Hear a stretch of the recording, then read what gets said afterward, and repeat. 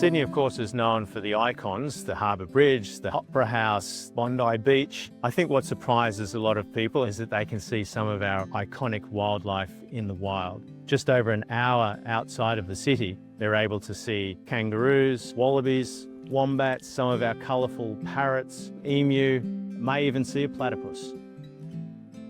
I grew up in the Southern Highlands, hiking in the national parks around here. I developed an interest and a love of the natural world. I ended up spending 14 years overseas in Ecuador, where I started a rafting company. And after 10 years of that, I moved back to Australia. And once I was back here, it just seemed a natural thing to introduce visitors to these amazing areas that I love so much so that they can experience these places as well. Sydney Bespoke Tours offers private, tailored touring in and around Sydney, up to the Hunter Valley, into the wine country, out west to the Blue Mountains, or down south into the Southern Highlands. After having guided for Sydney Bespoke Tours for many years, bought the business, we've managed to build a team of very passionate, knowledgeable guides that are able to show visitors their Sydney and their interpretation of the local area.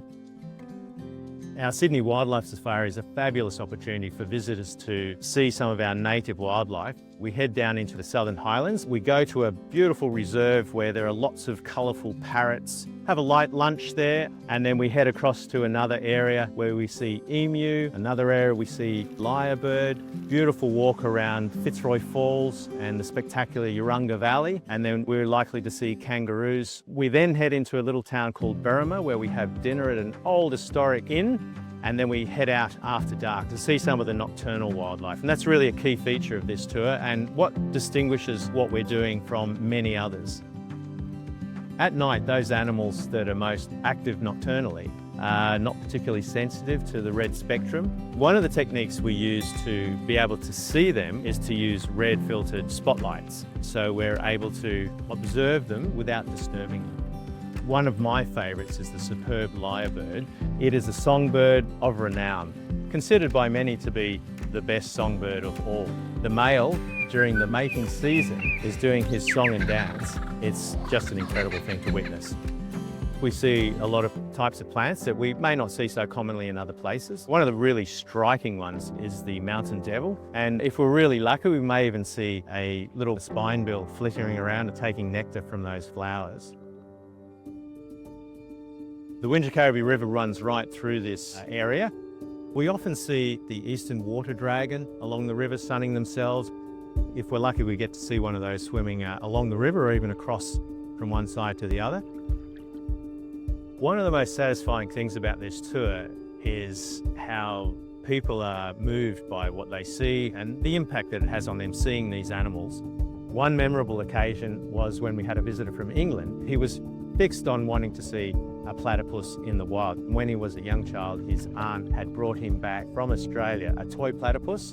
And so 50 years later, we're looking around the Southern Highlands. We went down to the river, one of our favourite spots, and lo and behold, there was one feeding. So we watched this platypus diving, coming up to the surface with whatever it had captured, diving back down again. It was just a fabulous experience. Part of our motivation for doing what we do is to educate visitors about the iconic animals we have, the threats that there are to them. Some of that includes making sightings of the glossy black cockatoo and platypus, and they are recorded and uploaded to a database. A bit of citizen science is an important part of what we do on the tour. As a team, we see part of our role as educating those people that come to these areas, as well as taking concrete actions, for example, contributing to tree planting. The more we contribute, the more possibility there is in the future that we have that area available to us to be able to introduce visitors to some of the wildlife that we can spot in this area. A key focus of what we do is to get people out of the centre of the city, where admittedly there are some of the icons that they want to see, but once they come out to the natural areas, everything just slows down. They're able to drink in the fresh air and the landscape and the animals that they're seeing, and it transports them to another world.